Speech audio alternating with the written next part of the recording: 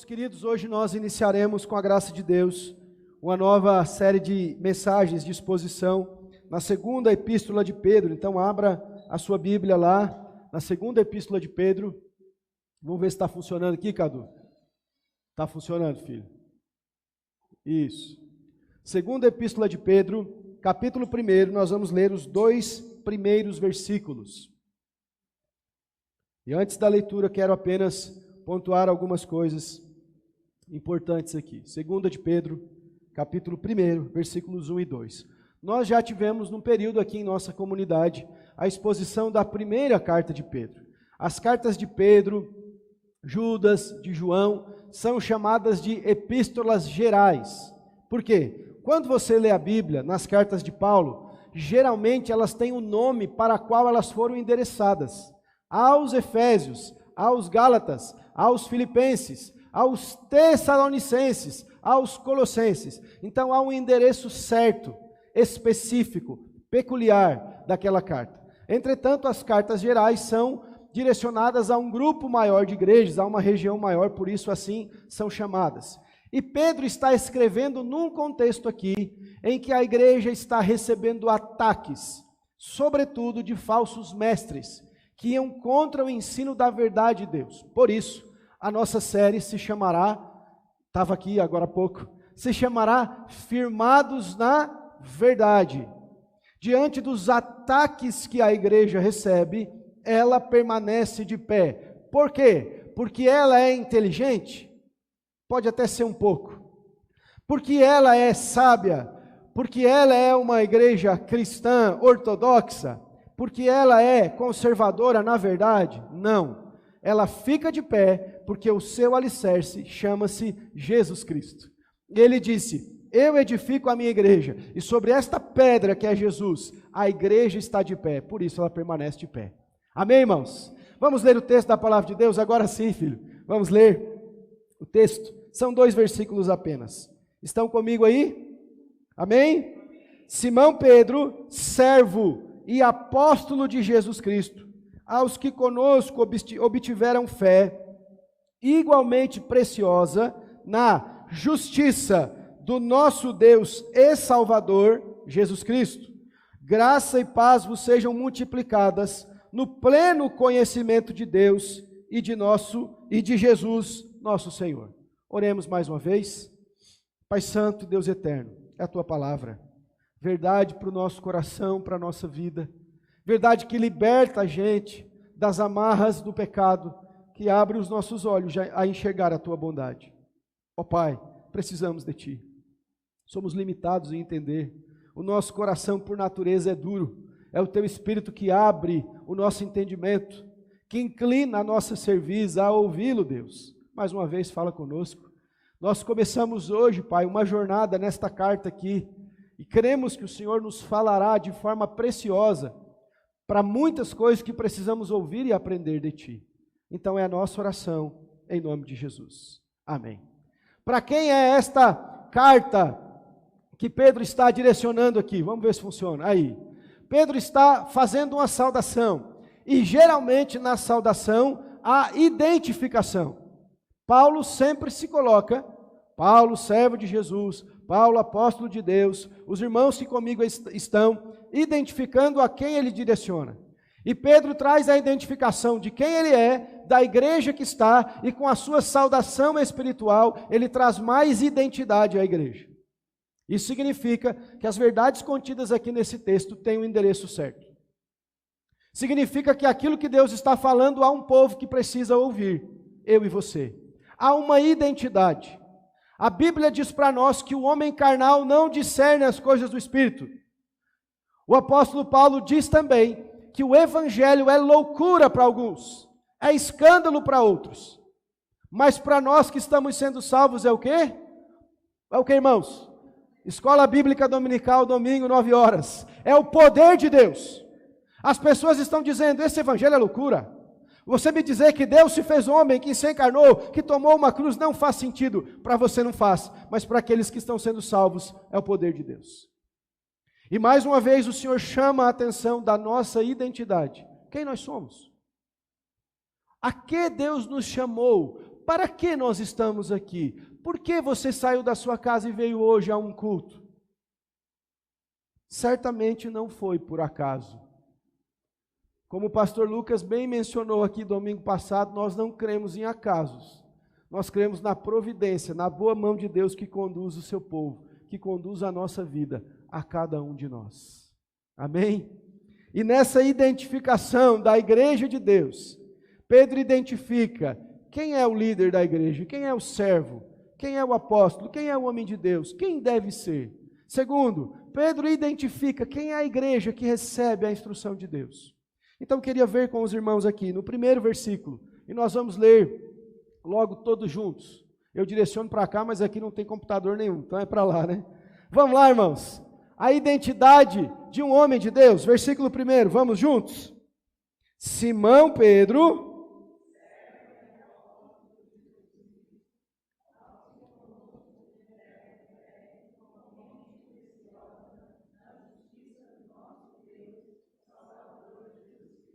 a primeira coisa que a gente identifica na igreja de Deus são homens e mulheres chamados pelo Senhor a servir.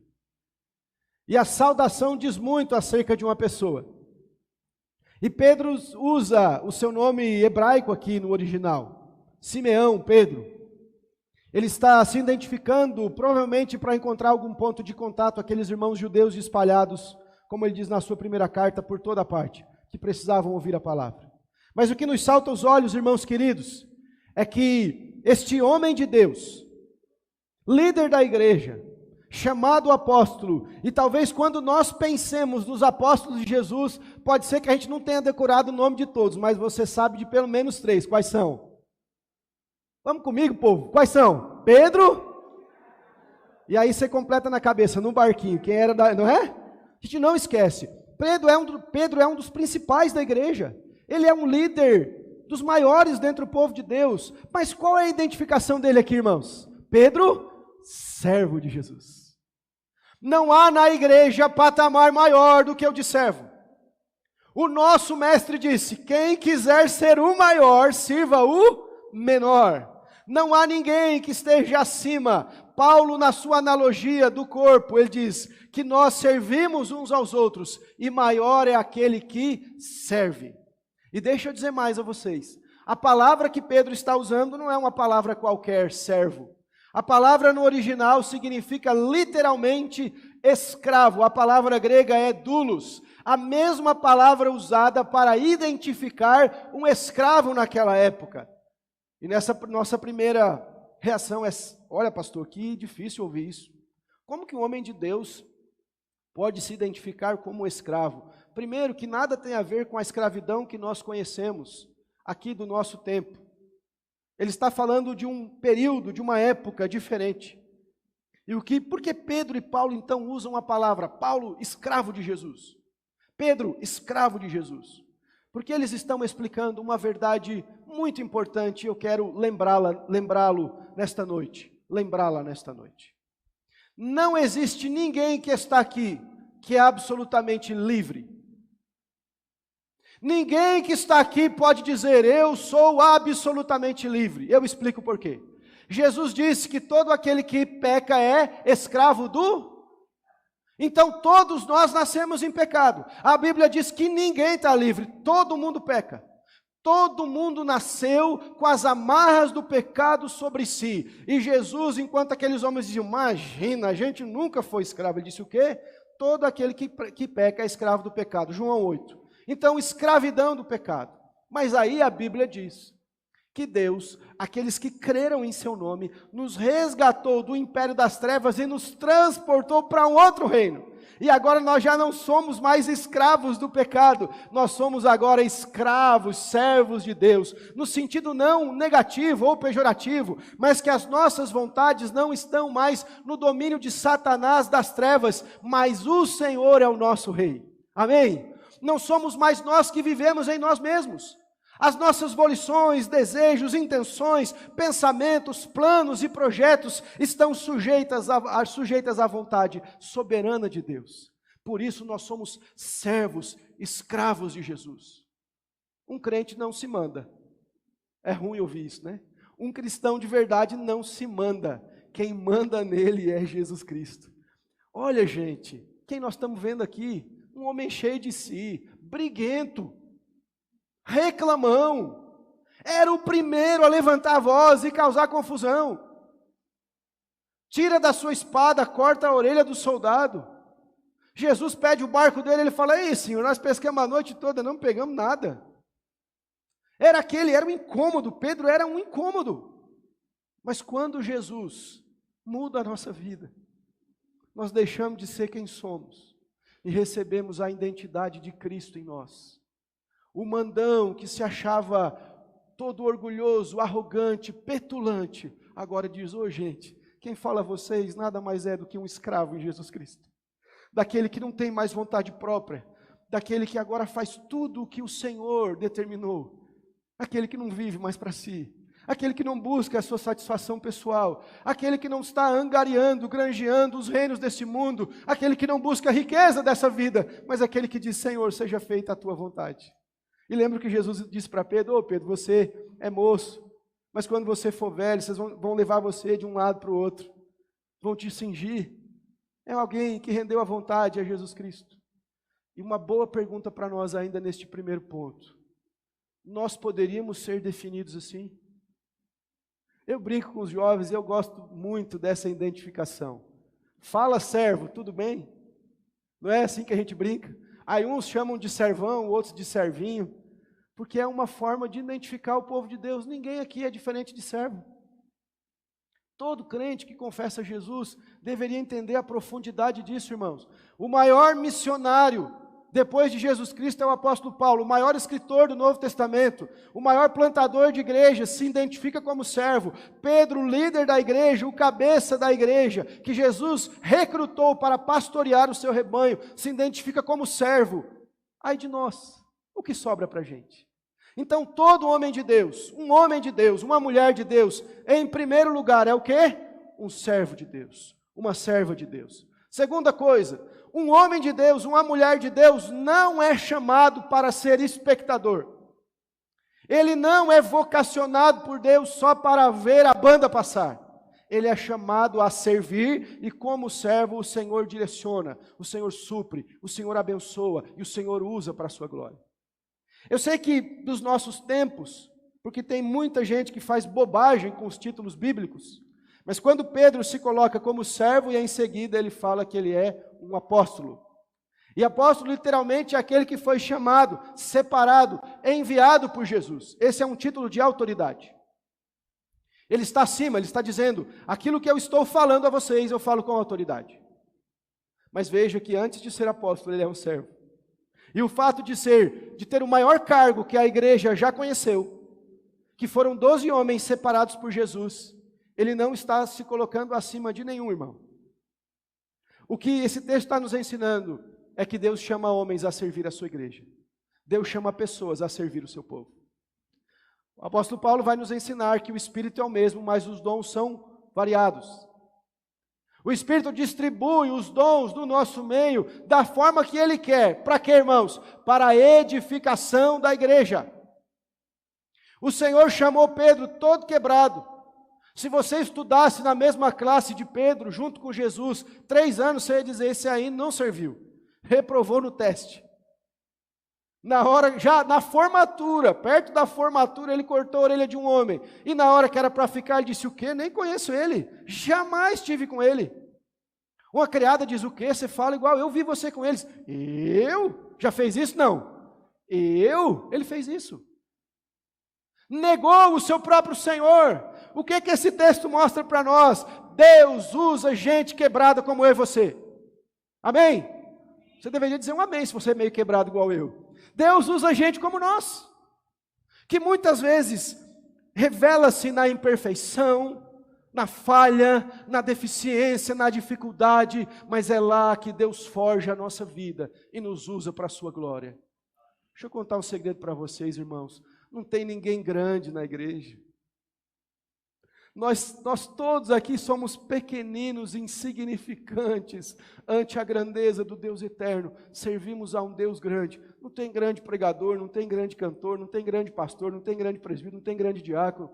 Todos somos servos do grande Deus. Deus separa homens para a sua igreja.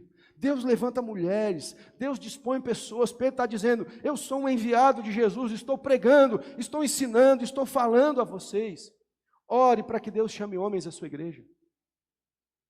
Uma igreja que não separa a gente para o ministério não está saudável. Deus tem que chamar a gente no meio da igreja. Missionários, jovens têm que arder por Jesus para pregar a palavra aqui. Para ir aos confins da terra anunciar Cristo. O Senhor separa pastores no meio da sua igreja. O Senhor chama presbíteros, diáconos. O Senhor levanta mulheres para liderar. O Senhor coloca a gente aqui. E quando isso para, alguma coisa está errada. Ora, se a Bíblia diz que o Espírito é quem supra a igreja, se faltou, falta oração, falta busca pelo Espírito de Deus. Amém? Então a primeira coisa, irmãos, a identidade do homem de Deus. Ele é um servo, ele é alguém chamado para servir o Senhor. Vamos adiante um pouco mais, e nós vamos ler ainda uma parte deste versículo. Veja comigo lá o versículo 1. Aos que conosco, vamos juntos. Aos que conosco...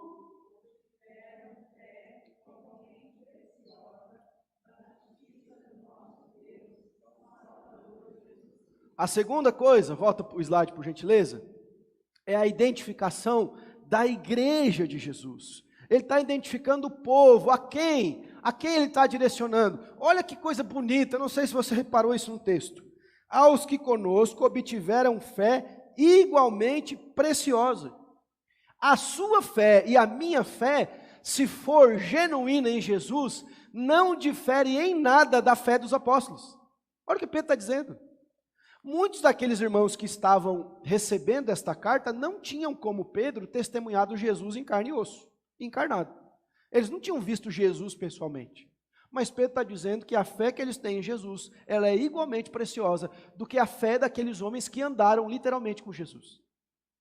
E você lembra quando Jesus disse que bem-aventurados que não viram e creram? Quem são os nossos irmãos? Qual é a identificação da igreja que Pedro está mandando esse texto? Gente que crê em Cristo, que tem fé em Jesus. Não acredite nessa ideia de que a fé daquele ou este é melhor ou maior do que a sua.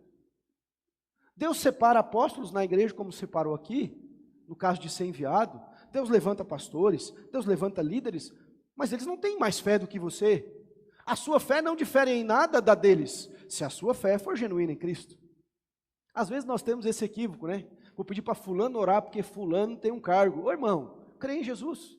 Não é pecado pedir para orar, você deve compartilhar, é o que a Bíblia ensina. O que eu quero dizer é, não imagine que o irmão A, B ou C, o pastor A, ou fulano, ou ciclano, tem uma fé maior. Pedro está dizendo, os que creem em Jesus têm a mesma fé. E a nossa fé e o nosso amor estão firmados no Senhor. Louvado seja Deus. Essa é a igreja de Jesus.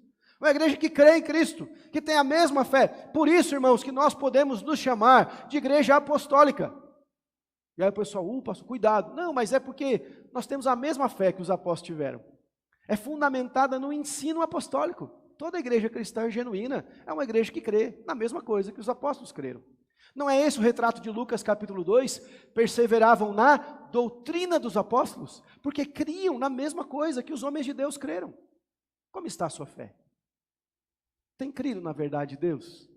Olha, esses irmãos a quem eu escrevo, diz Pedro, é os que têm a mesma fé preciosa do que nós. Segunda coisa importante aqui, veja comigo no texto. Aos que conosco obtiveram fé igualmente preciosa no quê? Na justiça de Deus. Na justiça do nosso Deus e Salvador Jesus Cristo. O segundo detalhe, identificação daqueles que são de Deus, é que eles foram justificados pelo Senhor. Deixa eu dizer a você aqui, uma outra verdade inabalável, bíblica. Todos comparecerão diante do tribunal de Deus. Este é um consolo para a nossa alma. Existe muita impunidade, mentiras, corrupção, maldade neste mundo caído, sim. Nem tudo cessa ao nosso tempo como gostaríamos. Mas existe uma verdade inabalável. Todos os seres humanos, de todas as épocas, comparecerão ante o tribunal de Deus. Alguns para condenação, e a Bíblia diz, apartai-vos de mim, malditos, não vos conheço. Outros, para o júbilo eterno, vinde benditos de meu Pai. E os que estarão deste lado por serem benditos, é porque conquistaram alguma coisa? Porque mereceram algo? Não. Porque receberam sobre eles a justiça de Cristo. Diante de um tribunal haverão os culpados e os justificados. Quem são estes? Aqueles que creram na justiça de Jesus. E segundo Paulo, Romanos 5:1, justificados, pois, mediante a fé, temos paz com Deus. Você já creu na justiça de Jesus? Você confia na justiça do Cordeiro de Deus? Você está debaixo do cuidado de Cristo, confiado na justiça eterna daquele que disse, está consumado. Nós já não devemos mais nada a Deus, não porque pagamos, mas porque o Cordeiro pagou com um preço de sangue, um preço alto, pelo meu e pelos seus pecados. E se você ainda não está debaixo da justiça de Cristo, hoje é noite de se arrepender e crer no Evangelho. Porque a Bíblia diz que você e eu não escaparemos desse tribunal. Um dia toda língua vai confessar, todo joelho vai se dobrar e vai dizer, Jesus é o Senhor. Você pode até fazer chacota hoje. Alguns até escarnecem disso. Ah, que bobagem é essa? Mas Jesus diz, irmãos, que daqueles que não se arrependeram haverá pranto e ranger de dentes. Mas hoje o Senhor quer transformar essa oportunidade em alegria a sua vida. Crer na justiça de Jesus. Essa é a igreja de Deus. Ela está debaixo da justiça. Eu sou, você é justificado em Deus. Amém? Terceira coisa ainda nesse ponto. Vamos ver se alcança lá. Se não for, você passa para mim aí, filho. Por favor. Manda o slide. Terceira coisa, olha o que ele diz no texto. Do nosso Deus e Salvador Jesus Cristo. Aqui não há distinção. Ele está dizendo que Jesus é Deus e que Jesus é Salvador.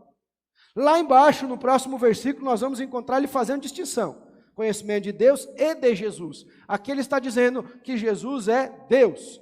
Quem são a igreja? Ou quem é a igreja? Quem são os irmãos a quem Pedro endereça essa carta? São aqueles que têm a fé em Jesus, são aqueles que foram justificados e são aqueles que adoram genuinamente ao Cordeiro de Deus.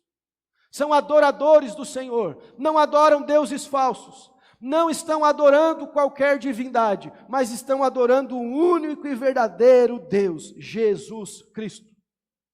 Amém, irmãos? No mundo de relativismo, cada um diz, a verdade é pessoal. Você pode tomar o seu caminho, e cada caminho aí que o pessoal escolhe, vai chegar a Deus, o importante é buscar Deus. Não, irmãos. Só existe um caminho. Quem é? Só existe a verdadeira vida nele. O caminho, a verdade e a vida é Jesus Cristo. Eles estão dizendo, Pedro está dizendo, nós estamos endereçando isto, identificando, são aqueles que adoram Jesus de verdade. Eles não são consumidores. Eles não frequentam a igreja de vez em quando, meramente. Eles não estão em busca de uma satisfação pessoal que massageie o seu ego. Parabéns, lindão de Jesus, vai embora e continua no seu pecado do mesmo jeito. Ele está dizendo que esses são adoradores do Cristo verdadeiro, o Jesus verdadeiro, não de Buda, Hare Krishna, Maomé, ou qualquer outro Deus inventado, qualquer um homem que morreu e já jaz lá na sua sepultura. Mas a igreja de Jesus adora o Deus verdadeiro, que não está mais na sepultura, ressuscitou ao terceiro dia e vivo está aqui nesta noite. É o verdadeiro Deus e Jesus Cristo. É a esse que a igreja adora. É a Ele que rendem adoração e louvor. Eu vi alguém dizer assim, em certo sentido, todo caminho leva a Deus. E a pessoa explicava, uns vão chegar lá e vão receber juízo e condenação. Outros vão receber perdão eterno, porque o caminho que os levou até lá foi Cristo. De certo sentido, todos nós um dia nos daremos conta a Deus da nossa vida. Quem é a igreja do Senhor? Ela é a igreja que compartilha a mesma fé, justificada por Cristo e adora o Senhor verdadeiramente. O Senhor chamou você para adorá-lo. Você serve o único e verdadeiro Deus. Nós gastamos energia para defender tanta coisa que vai passar. A gente falava hoje de manhã sobre o descontrole, e um dos aspectos era, veja como nós temos paixão pelo nosso time de futebol. Como nós temos paixão para defender uma posição. Fala para quem gosta de Giló, que Giló é horrível. Ele defende com paixão. Rapaz, imagina. Com energia e vigor. Mas nós calamos quando é para falar do único e verdadeiro Deus. Porque nós não queremos constranger pessoas. Nós discutimos política, nós ofendemos os outros, mas religião não, a gente não quer constranger pessoas. Não, irmão, sabe o que isso se chama? Covardia espiritual.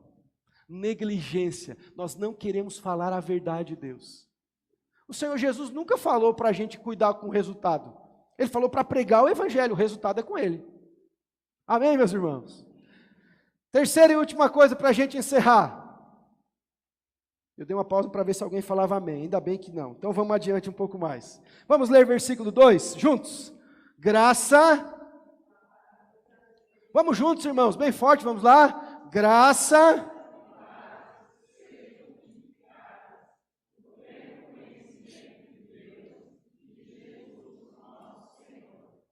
A terceira coisa que Pedro faz aqui é uma saudação, mas essa saudação é recheada de teologia e de espiritualidade.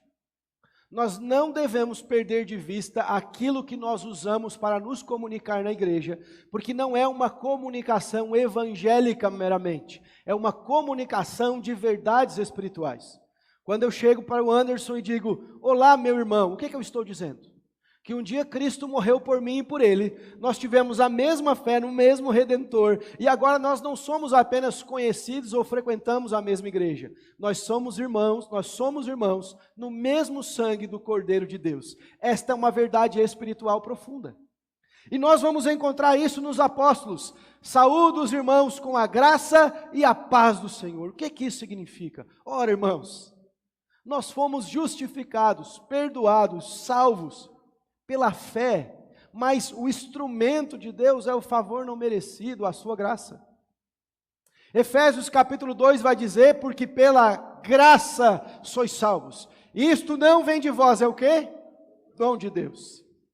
Mediante a fé nós somos salvos pela graça. Não por obras para que ninguém se glorie. E lembra do versículo que citei, esta graça de Deus nos trará uma paz indizível. Segundo a Escritura, e a paz que excede todo entendimento, guardará os vossos corações em Cristo Jesus. Só pode receber a paz genuína quem recebeu a graça eterna que transforma a nossa vida. Quanta gente precisando de paz. O mundo em caos, em tribulação, em sofrimento, em perturbação, nós temos que proclamar a verdadeira paz, que somente o príncipe da paz concede. O Senhor Jesus ensinou os seus discípulos que ao anunciar o evangelho, quando chegassem em uma casa, saudassem, a paz seja convosco. E se eles não recebessem, tranquilo, mas saúde, porque nós somos detentores de uma paz genuína. Não a paz que o mundo dá. Jesus falou, não vos dou como o mundo a dá. A minha paz vos deixo, a minha paz vos dou. E é curioso porque ter a paz de Jesus não é ausência de conflito. Cantamos aqui, essa paz que sinto em minha alma, não é porque tudo me vai bem. Um crente fala, paz do Senhor, irmão. Não é porque ele não tem problema.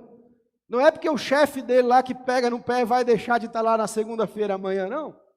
Mas é porque nós temos uma paz que excede tudo isso. É um estado espiritual que Deus nos colocou.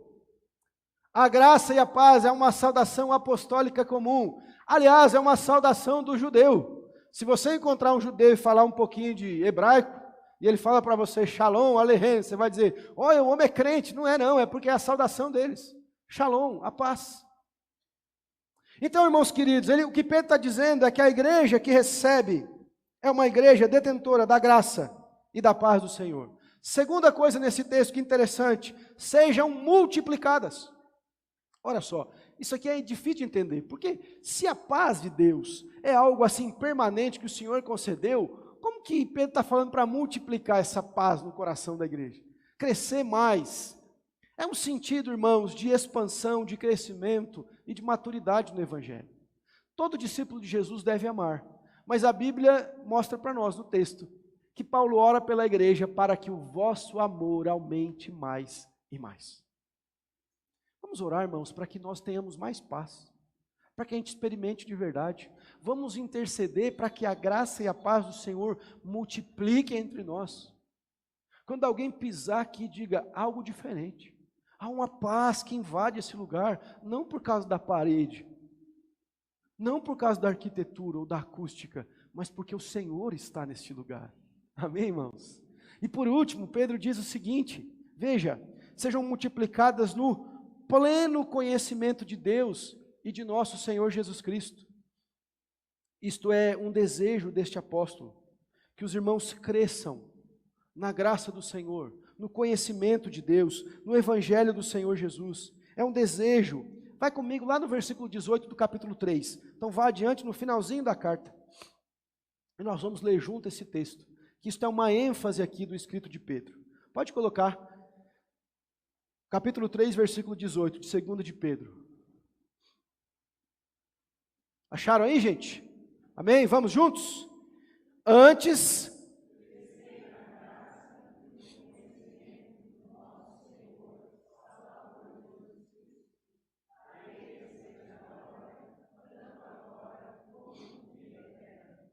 Tem dois sentidos desse crescimento aqui. O crescimento no conhecimento da teoria, daquilo que Deus fala na sua palavra de quem Ele é.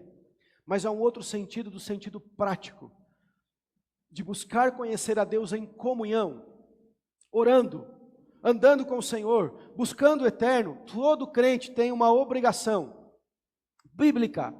A todo cristão há um mandamento: você não pode estagnar na fé. Você não pode viver uma inércia espiritual. Há um mandamento de Deus para mim e para você: crescer em Deus. Não é crescer em nós. Não é crescer nos cargos da igreja, porque tem gente que acha que a igreja é igual uma hierarquia profissional, que eu tenho que galgar posições para crescer mais lá. Pode ser que Deus te coloque. Mas a primeira coisa de tudo é crescer na graça e conhecimento do Senhor. Ora, irmãos, Deus é uma fonte inesgotável. A sua palavra está ali para que o conheçamos mais. Olha o que Pedro diz para a igreja. Ele não está falando para novos convertidos. Não é um curso de integração de novos membros. É uma palavra para uma igreja. Para gente que creu no Senhor. Cresçam. Cresçam no conhecimento, experimentem mais de Deus, coloque essa meta nesse novo ano para você. Já falhou as metas já do começo? Já não? Ih, já foi por água abaixo? Renova aí, põe uma meta, eu quero conhecer mais a Deus. Tem um mantra gospel aí que o povo canta 18 vezes num refrão, né? Eu quero conhecer Jesus. Não sei se é 18 ou 32, mas é muito, né? Que seja uma verdade, eu quero conhecer Deus mais e mais. Nós o conhecemos, sim. Mas nós almejamos conhecê-lo mais. Eu citei aqui para os irmãos, não sei quando foi, quando Jó passa por toda a sua provação, o que ele diz no final lá do capítulo que todo mundo conhece? Antes eu te conhecia de ouvir falar, mas agora os meus olhos te veem. Os discípulos, depois do barco balançar e achar que ia morrer, e Jesus levantou e falou: quieto, mar, tempestade já acabou. Eles falam assim: quem é este que até o vento e o mar lhe obedecem? O Senhor sempre tem algo para nos ensinar. Nós temos que buscar conhecer mais a Deus. Nenhum crente pode dizer assim: eu já sei tudo, eu quero conhecer mais, eu quero crescer no conhecimento de Deus, eu quero buscar mais o meu Senhor, eu quero aprender mais a sua palavra, eu quero encher a minha mente da Escritura, eu quero aprender mais de quem é o meu Deus. Eu vi um dia alguém falando assim: tem crente que eu não sei o que vai fazer no céu, porque ele não procura Deus aqui. E lá é a vida inteira, a eternidade com Deus. Olha, se você não busca ter comunhão com Deus aqui, o céu pode ser um lugar estranho para você. Então isso até pode ser um alerta que talvez até então não seja o seu endereço eterno. Deus quer mudar isso na sua vida. Eu quero conhecer Jesus. Eu desejo conhecê-lo mais. Eu quero experimentar do conhecimento de Deus e de Jesus. Na sua palavra, mas na experiência, no sentido de buscá-lo mais, de orar mais. Joga fora, segundo a Bíblia, a timidez espiritual, não no sentido da personalidade, mas de não buscar o Senhor. Quero conhecer mais o Senhor, quero orar, quero falar com Deus. Amém, irmãos? A igreja do Senhor é aquela, identificando a igreja, que recebeu a graça, mas que almeja conhecê-lo mais e mais, em nome de Cristo. Firmados na verdade de Deus. Amém? Vamos ficar de pé para orar? Que nessa jornada, leia em casa essa carta de Pedro, leia, releia, grife, estude, e o Senhor nos conceda uma caminhada abençoada na sua santa presença. Se você almeja conhecer mais o Senhor, se você reconhece que você precisa ser um servo, você precisa ser mais consagrado a Jesus. Se ainda há choque da sua identidade, para aquela identidade em Deus, saiba que o mesmo Deus que mudou a vida de Pedro é o que pode mudar a nossa história. O mesmo Deus que chamou aquele homem, que ora não servia, e o engajou no ministério e o separou, é o Deus que faz isso conosco. Nós somos a igreja de Jesus, justificados, cremos nele, esperamos em Deus. Essa é a nossa identidade, não é a que o mundo diz, é a que Deus diz a nosso respeito. Feche os seus olhos, vamos falar com o Senhor. Pai Santo e Deus eterno, obrigado pela tua palavra que instrui, que alimenta, que orienta o teu rebanho. Obrigado, Deus, porque hoje ouvimos que fomos chamados a sermos servos. Ah, Deus, quão difícil. Num tempo que as pessoas estão interessadas apenas no consumo, em se apropriarem das bênçãos, o Senhor nos chama a servir. Essa é a nossa identidade, servos, servos do Senhor. Ó Pai, assim como o Senhor fez com aquele homem, o Senhor muda a nossa vida. Ó Deus, essa é a tua igreja, que crê no Senhor, que espera em Ti, que tem a sua identidade bem estabelecida na graça que nos concedeu perdão, misericórdia, salvação e justificação. Quem pode intentar acusação contra os teus eleitos, Senhor? A tua palavra diz que é o Senhor quem os justifica. Oh, aleluia. Louvado seja teu nome, Senhor. Abençoa os meus irmãos, a minha vida. Que caminhemos na verdade do Senhor, que como ouvimos, os nossos pés se firmem nesta verdade e sejamos inabaláveis ante as circunstâncias, os ataques do maligno, as ofertas do mundo e do pecado, que permaneçamos em Ti, Senhor, só no Senhor, único e verdadeiro Deus, único e verdadeiro caminho. Se há alguém aqui, Pai, que está à beira do caminho, que deixou de prosseguir e caminhar, toma esta vida pela mão e traz de volta nessa noite. Fala a esse coração e traga, Senhor, profundamente este senso de arrependimento e de renovo da jornada e aliança contigo. Eu não posso mudar coração nenhum, Pai, nem o meu consigo fazê-lo, mas o Teu Espírito pode transformar. O Teu Espírito pode adentrar lá no âmago agora e tocar nesta vida. Se há alguém aqui que não reconhece Cristo como seu Senhor e Salvador, hoje pode ser para esta vida noite de salvação, ó Pai, e Tu podes fazê-lo. Em nome de Cristo, ó Pai, quebranta esse coração. Traga este reconhecimento de Jesus como Senhor e Salvador. É a nossa oração, em nome e por amor de Cristo, o Cordeiro de Deus.